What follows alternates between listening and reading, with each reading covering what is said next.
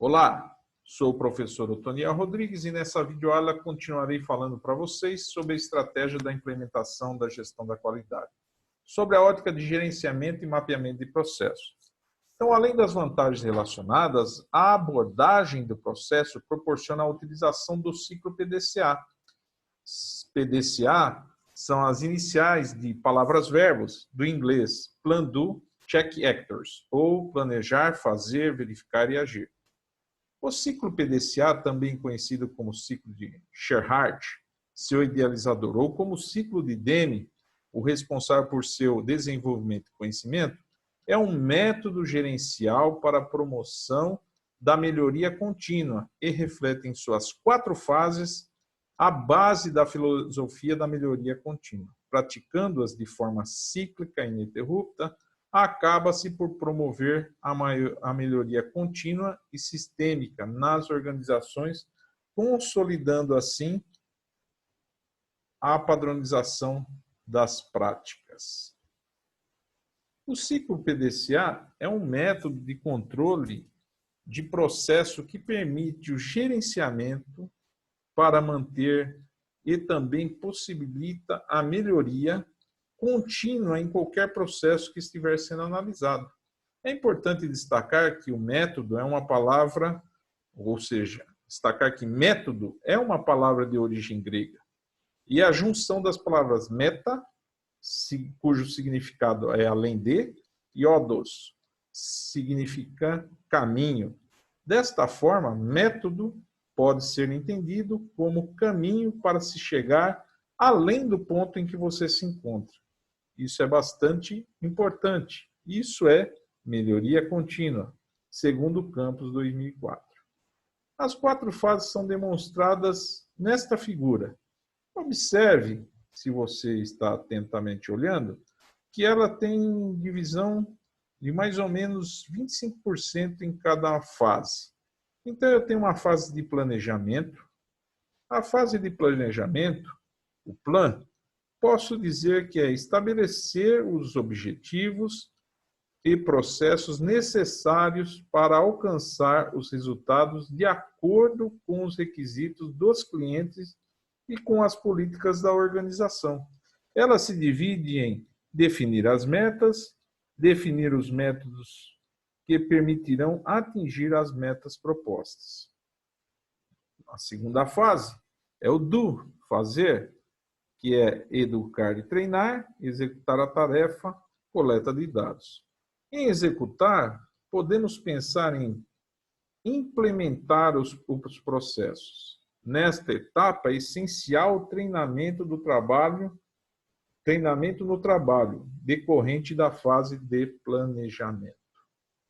Não menos importante, nós vamos para a terceira fase, que é o cheque, verificar os resultados das tarefas executadas.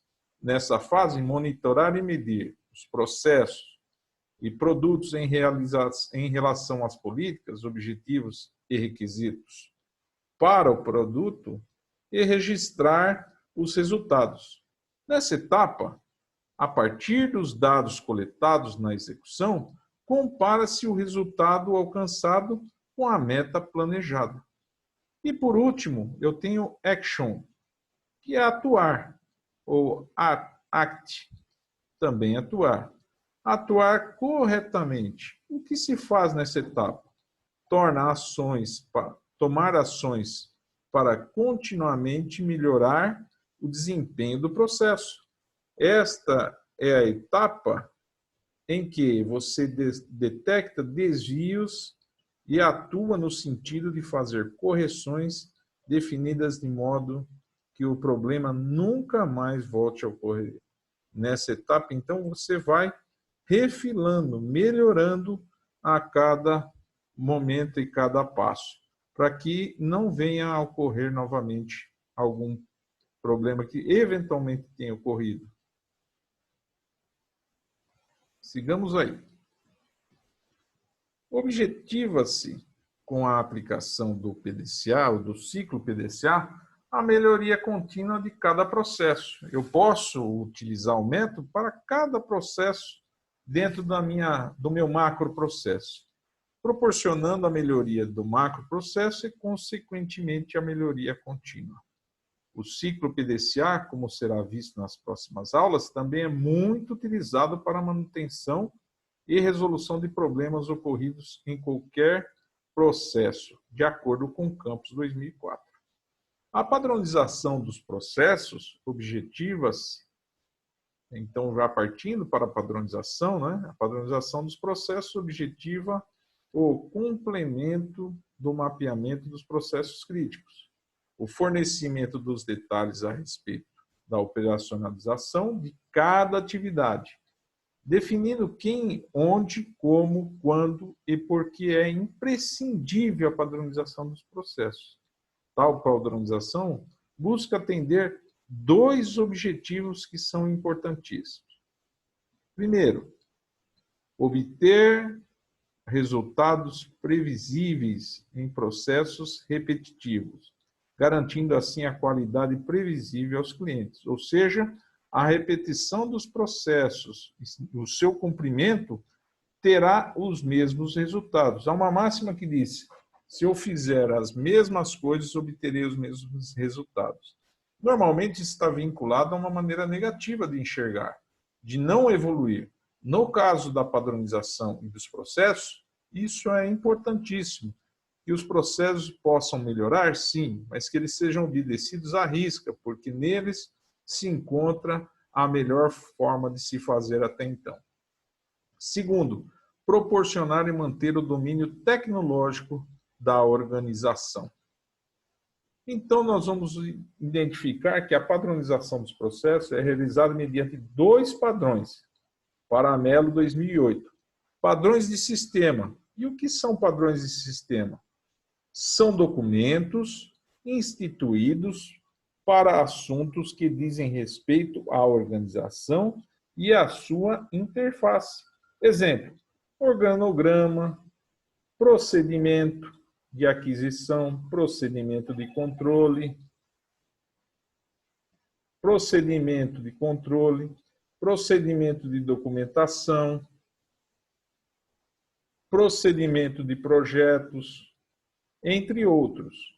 E os padrões técnicos são documentos instituídos para assuntos técnicos relacionados direta ou indiretamente a um produto ou processo. Exemplo, especificação de matéria-prima, desenhos técnicos de componentes, planos de controles e folhas de processo.